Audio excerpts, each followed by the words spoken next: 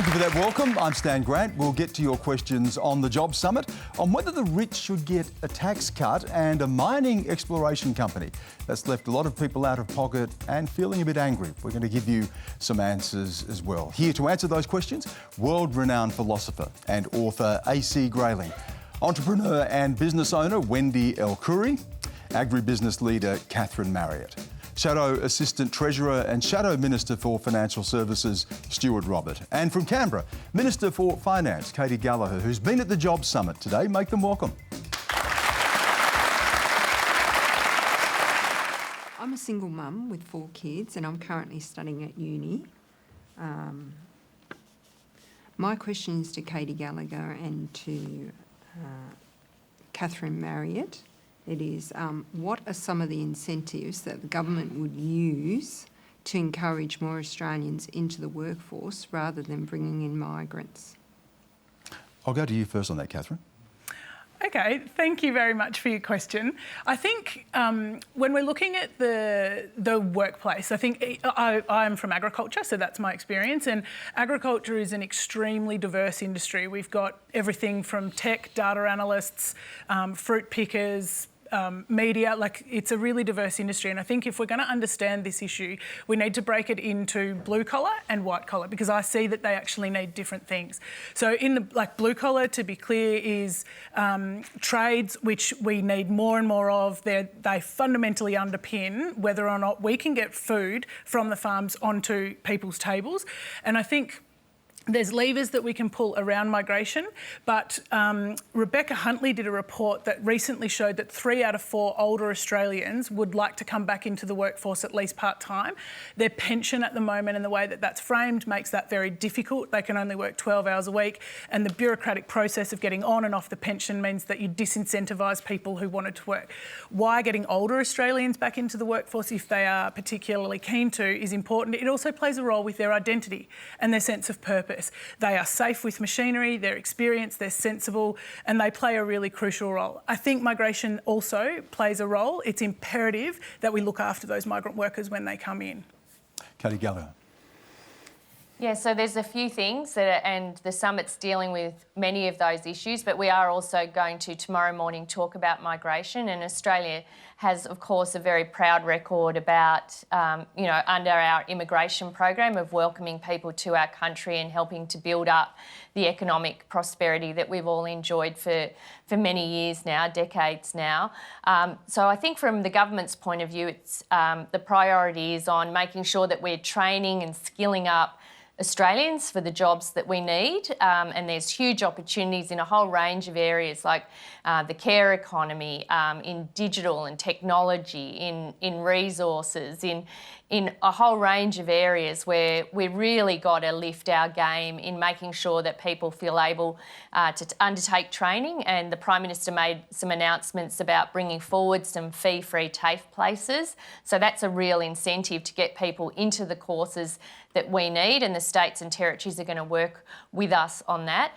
So part of the challenge of dealing, or the response to dealing with skill shortages, on the one hand, training opportunities, skilling opportunities for people here, and that goes to women, it goes to older workers, it goes to people with a disability, First Nations people from different cultural backgrounds that are new to the country, so meeting that through skilling our own people.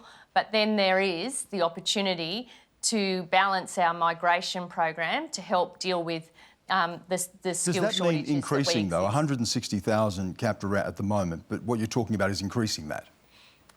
That's certainly the discussion that's underway at the summit, and we'll do that session tomorrow. But I know Minister O'Neill is working with the business community, unions, civil society about what is the right place to land that. I mean, obviously some groups want a lot of people to come in under that, others want less. Yeah, 200. I'll bring Stuart in, because 200,000 is one of the numbers that's been put around. Should it be increased? It's a wrong discussion, Stan. There's 1.7 million visa holders in Australia right now. The 160,000 that become permanent migrants come out of that 1.7 million. So taking that 1.7 million and going from $160,000 to $200,000, doesn't have a net increase in people able to work. So it's the wrong conversation. The Grattan put out a piece of work yesterday that says it's the wrong conversation. The right conversation is, do we need to go from 1.7 up to 1.8, 1.9, 2 million visa holders? And then the number of people that become permanent migrants will just flow naturally from that. I think we do, because we're still a couple 100,000 short of where we were pre-pandemic. 15% of our entire hospitality workforce comes from visa holders. That's just the reality, as do a vast majority of workers on farms, as well as in business. And with unemployment at 3.4%, youth unemployment the lowest in our nation's history at 7%, there is scope for us to increase that migration. That's not what Jan's saying. Why do you think, Jan, that... Yeah. The unemployment rate, those figures, I believe, are wrong, because if you work, for example, if you just work 4 hours, I think it is, or 1 hour a week... You're off the books, yeah. You're off the books, OK? And that person could be casual, OK?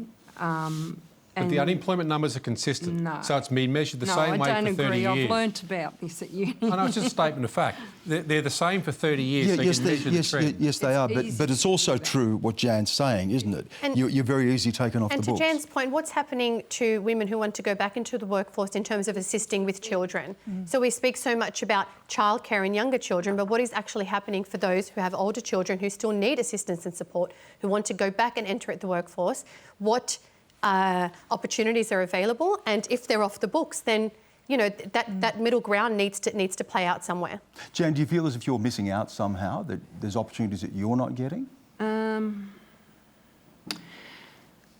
Probably, yes. Well, at the moment, I'm just doing casual. I'm doing Uber delivery driving, so while I'm studying at uni, so that's a help. But my concern, like I'd like to say now, my concern is for the future of my children being able to work. If you bring in these migrants, and I'm sure that there's a lot of people that would probably agree with me on this aspect, they've got kids of their own. What are your kids going to have as jobs if we bring in migrants every time there's a skills shortage? Can I get AC Grayling on this? Why can't we just have those people go to TAFE and study? Like she said at the beginning, I agreed with her on that. That's good that you're giving fee-free TAFE. Get those people skilled doing trades, because there's a trade shortage, there's a hospitality shortage, getting people working in that and skilling them up rather than bringing in the migrants. We're going to get to trades as well. Anthony, this is something that you hear a lot, and you've heard it in your country, in the UK as well. Immigration becomes a real flashpoint issue. It's become an issue in Europe that's driven a lot of political change as well. When you listen to the conversation here, how do you strike that balance? Well, first I should say that I feel a bit like somebody who's popped into the neighbour's house and found himself in the middle of a family quarrel, you know. A polite quarrel. A polite quarrel. So I wouldn't comment on the Australian situation, but you're quite right, there are parallels with the UK situation. Some people here may recall that the United Kingdom did an incredibly stupid thing a couple of years ago, which is to have this Brexit situation. And well, part of the motivation for that was because so many of our fellow Europeans had come to work and live in the UK, and it prompted that kind of anxiety about, you know, immigrants putting a strain on the National Health Service and on the education service and welfare. And the truth of the matter is that immigrants bring net value. They put much more into an economy than they take out of it. They bring in diversity. They bring in new perspectives. They bring in... they're a good thing. And pretty well everywhere at the moment. And the UK is facing the same situation that Australia is, which is that we have a labour shortage. And astonishingly, this sort of pantomime which has been going on in the UK just recently of a couple of people trying to be even worse Prime Ministers than Boris Johnson have admitted the fact that this impact, the impact that Brexit has had, you know, in losing us people in hospitality, in the health service, in education, in all those trades that were regarded as essential. You may remember during the pandemic, we were applauding people because they were key workers, they were essential. Now that they're all asking for higher wages, justifiably, and that they're now demonized, you know. But it's because we did this very silly thing of excluding and becoming very unwelcome to migrants, that we're in the situation that we're in the moment. With the huge skills and labour shortage that the trades are suffering from right now, how does the government plan to destigmatise trades as a second option or a lower form of education to university and incentivise more people to enter the trades through apprenticeships? Katy. Yeah, great question. Thank you for that. This has been a huge topic, not just today in the Job Summit, but for months beforehand, around the role of TAFE and the role of trades. I mean, when you look at the jobs of the future, if you just take electricians, for example, the world is electrifying. We are going to need so many electricians, thousands of electricians, and we need to train them up and give them, you know, the skills, and then there's huge opportunities. But there has been sometimes this debate between, you know, higher education in terms of universities and TAFE. But I think that is changing because the nature of work is changing, the skills that are required for the future are changing, and, you know, in a sense, our investments into fee-free TAFE and investing back into public training is recognition of that. I mean, but that doesn't deal with the question of pay right now, though, does it? And that's one of your issues, isn't it, Bailey, is what apprentices are being paid? I don't think the pay is really too much of an issue. The issue I'm having now, I've just been through an apprenticeship. In terms of finishing your apprenticeship and then trying to upskill after, the issue I've found, the TAFEs aren't, they say they're providing the next courses down the road to advance your career, but they're not getting the people to run the course, or they're not having the teachers who are able to actually teach the course. And on top of that, the courses obviously cost an arm and a leg. What about the stigmatisation? You mentioned that as well. Do people see that as lesser than going to university? Is that what you experience? From my personal experience, yeah, I've personally experienced that I've been seen as lower than someone who's got a university degree, when in my trade of metal fabrication, I've seen tradesmen who are probably as intelligent or even more intelligent as people who are going to uni. They've just applied themselves to a different career. Yep. Well, I don't know about you, Stuart, but I can barely change a light bulb, so I need people to do that for us. Oh, we do. And the tradies are essential. The whole nation runs on it. Just look what happens if your toilet's blocked and then tell me how essential a tradie is. When we finished, 110 days ago in government, there were 220,000 trade apprentices, the highest number in Australia's history, because we were backing that in. And I know the government is also walking down that path as well. Keeping in mind also that TAFE only does 20% of training in this country. Registered training organisations do 80% of that trade training, and they trade 79% of women. So don't forget the registered training organisations are non-TAFE providers. But you're right, we need to bring it further and further together. It's why we have a unique student identifier to bring the two across. It's why we're reforming the skills. We were, and I'm sure Katy's government will continue, the skills agenda, so that when you actually went and did units of competency, they could easily go for a trade or into university, and you could move in and out seamlessly. There shouldn't be vocational and higher ed. There should just be education, and you should be able to move seamlessly across that education spectrum. Catherine Marriott, this is another thing you're looking for in the bush, isn't it? Yeah. Skilled, trained apprentices. Yeah, absolutely. And it infuriates me beyond belief that tradies are seen as sort of second-class citizens.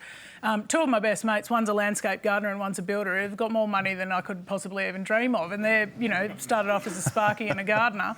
My brother, like three of us have a degree, one of us doesn't. He's just as successful, if not more successful than the rest of us. So I don't know what it needs to take for Australia to wake up and drop the judgment around tradies, because if I had half the skills of a tradie, I'd go and do it. It's far better than sitting at a computer all day. Yeah. Well said. Thanks for the question. Has my beloved Labour Party caught the chronic timidity bug? Otherwise, why would they stick to the stage 3 tax cuts when everyone else, like the Tills, the Green, the El-Khoury, is for getting rid of it? will Alba be remembered as our Casabianca at the battle of the $1 trillion debt? The boy stood on the burning deck, when all but he had fled. It's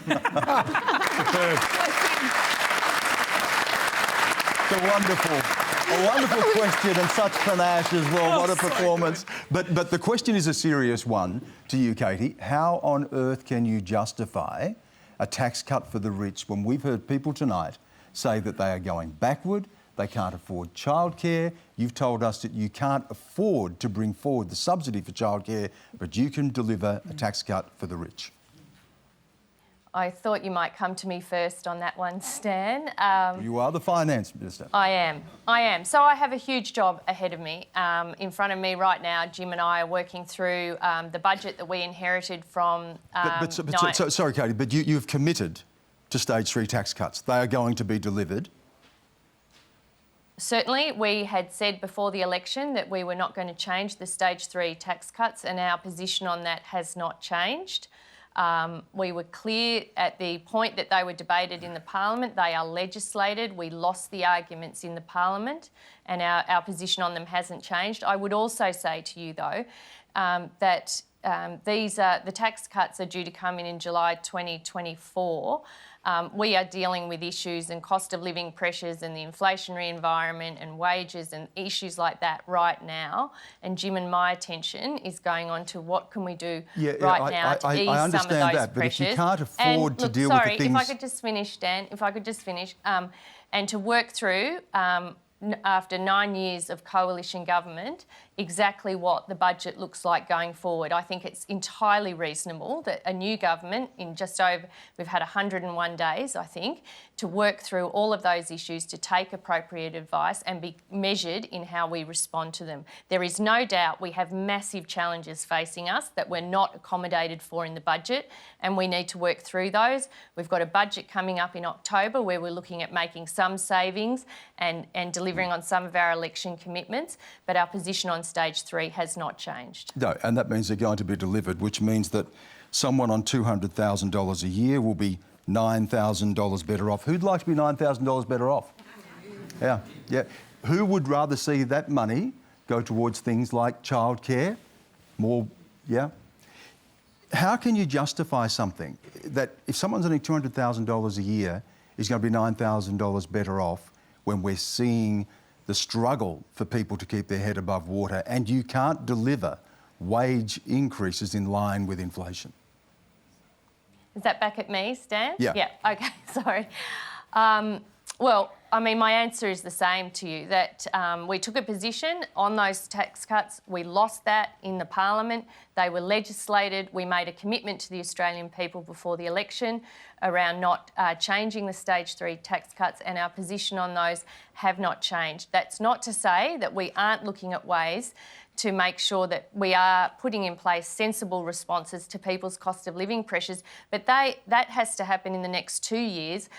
The tax cuts in stage 3 are not going to come in until 2024. So we have to look at things that we can do right now. So that comes into the things we've discussed tonight about skills, about investing in childcare, about lowering the price of medicines, in doing all of those things, supporting wage claims of aged care workers and the rest of them that we've already done to ease some of those pressures on families now. I want to come to Stuart in just a moment, but this is another thing that we've seen around the world, and you've written a lot about this, Anthony, and that is growing inequality and a sense that people are not paying what they should. How is that playing out internationally and the impact that's having on the health of democracy? Well, it's very bad. It's very bad indeed. Growing inequality is very toxic in any society. It's very unjust.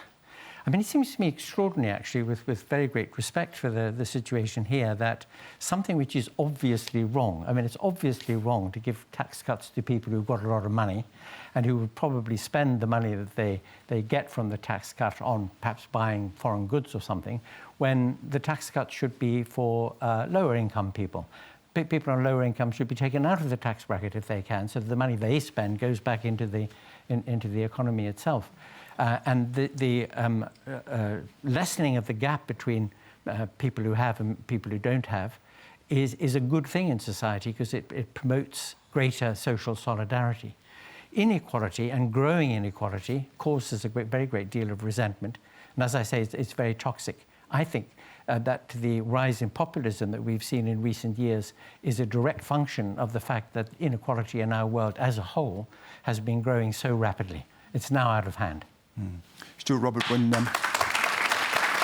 this was your idea, your previous government's idea to reduce taxes. Absolutely. For the We'll rich. always be the How do party you of lower justify tax stand, and we won't apologise for being a party of smaller government and lower taxation. For people earning $200,000 a year? The intent of the tax cuts was designed to get from $45,000 to $200,000 in a single tax bracket, so that 95% of people will be paying no more than 30 cents in the dollar, which, by the way, brings it up to the level of corporations. Unless you're a small business, of course, it's at 25%. But we'll always be the party of aspiration and always the party of lower tax.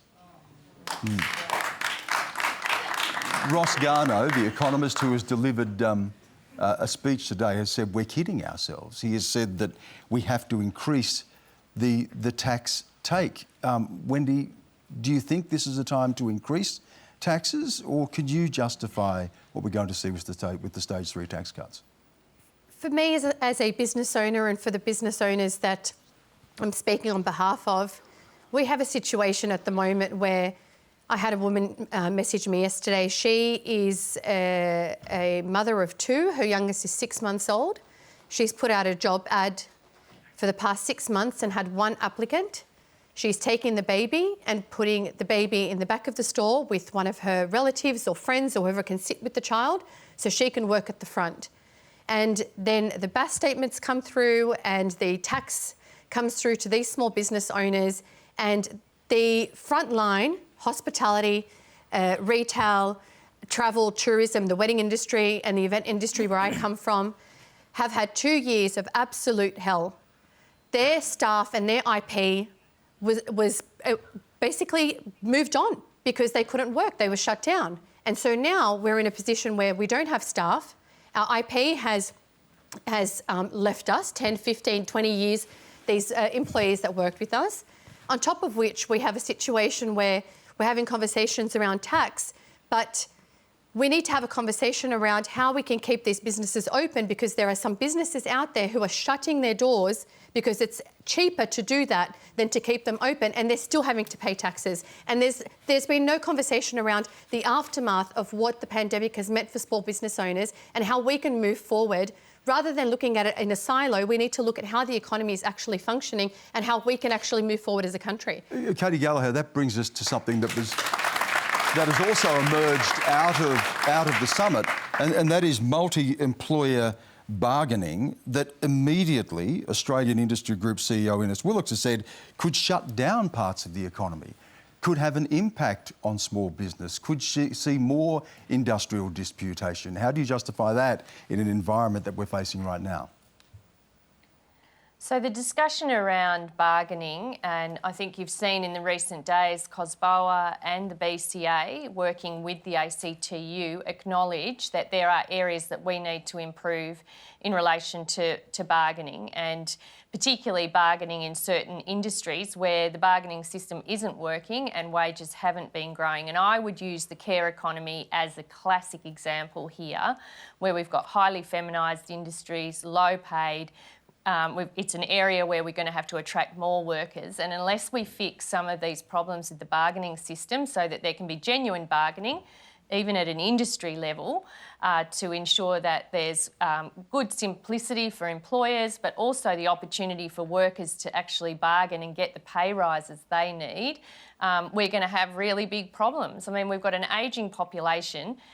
We need people to care for that ageing population. At the moment, we've got a system that isn't working for that workforce, and we're paying the consequences for it because workers are leaving the sector to go and work in other sectors where they're able to get better pay and where bargaining works in those industries. So there's definitely a problem that needs to be fixed. I think we've made a little bit of progress at the summit, over the last few days.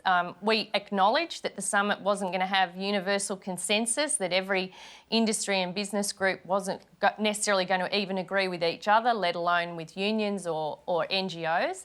But I think, you know, the whole point of the summit was to bring people together, to start the conversation, where there's areas of consensus, to move on those, and where there's areas that there isn't consensus but there's an appetite for further discussion, that we move on those into another process. And that's, you know, the whole point of the summit. I think it's been incredibly successful today. I totally disagree with Stuart's comment that it's the, you know, whatever he said at the beginning of the show, the jibe he had at the beginning of the show. It's been a really productive day, and we've got day 2 tomorrow, but it's absolutely about dealing with some of the challenges that the panellists have been outlining tonight. I said it was the most expensive press conference that the Yeah, well, I government's run. disagree with you, Robert. I know, Like, but... we're dealing with the challenges you left us, frankly, so Yeah, I'm surprised that you're even having a crack. Shouldn't you have at least been at the table? Why did Peter Duffy set it out? Well, I'm still reeling from the pattern bargaining we're going back to. You can give it a different name. You can put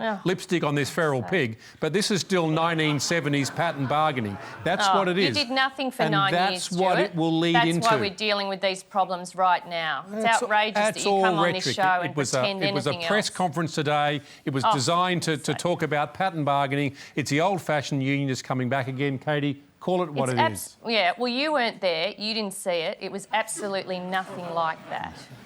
Absolutely nothing. I'm not gonna take the rubbish from you. Not tonight. Maybe tomorrow. Australia's not the country I grew up in or left. Being back after 17 years, it seems that a fair go, an honest day's pay for an honest day's work, no longer rings true.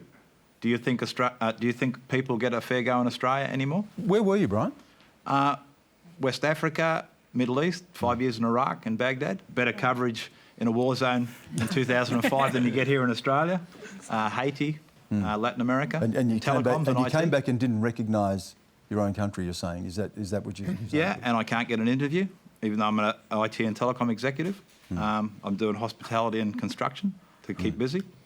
Good, honest work, but it's not good use of my career. Anthony, this is, again, to go back to the divisions we're seeing around the world, is this sense that people don't recognise their country or don't feel as if their country recognises them.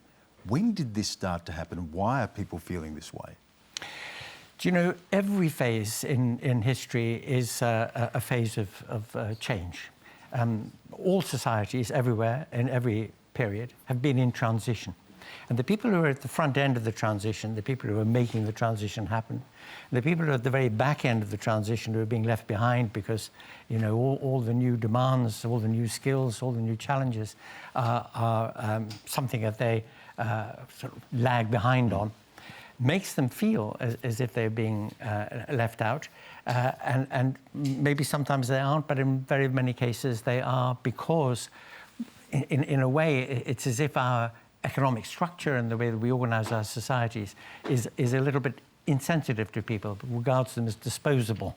Well, you've had your time, you've had your chance, and now we're moving on. Women, younger people, and so on. So you know, I think a reset is needed here, in which we don't let people and all the talents and everything that they have to contribute are marginalised. We should make it possible for everybody to make the contribution that they would like to make, because the result would be a huge benefit. And just one final little point on that. I mean, just thinking about the daycare thing that we started on earlier about childcare. It's not only the fact that the working week, the working day, is structured around men and the way men work from 9 to 5, which is completely, you know, unhelpful to women with children, and therefore excluding all that talent from the economy and from the society. But it's also the fact that if you're going to make sure that people don't get left behind in that transition later on in life, give them the very, very best start at the beginning. Early education is hugely valuable from that point of view. Well, the politicians have more than enough of a fair go, and they're going to have to fix the problem. So I'll finish just with Wendy and also Catherine. Is it still the land of a fair go? What do you say to someone who feels as if it doesn't speak to them, Catherine?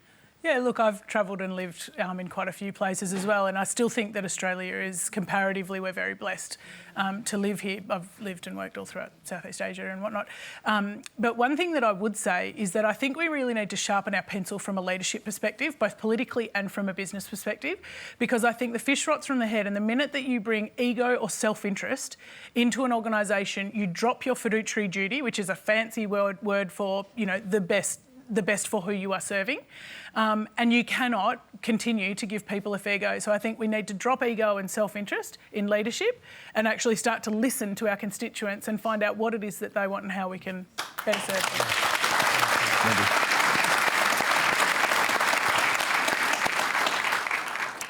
I love Australia. I find myself very fortunate to be here compared to my relatives overseas, and I think on an individual level we give each other a fair go, but I think the way that the country is structured and the number of issues economically that we have and the number of external issues from the pandemic all the way through to the fires and the floods and other things that people have been through, people are really tired. And they just want to be given a fair go.